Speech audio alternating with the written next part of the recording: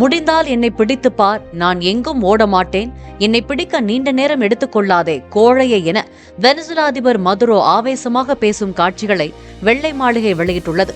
Maduro கைது செய்யப்பட்ட காட்சி மற்றும் வெற்றி சிரிப்புடன் அமெரிக்க அதிபர் டிரம்ப் செல்லும் காட்சியும் வெளியாகியுள்ளன.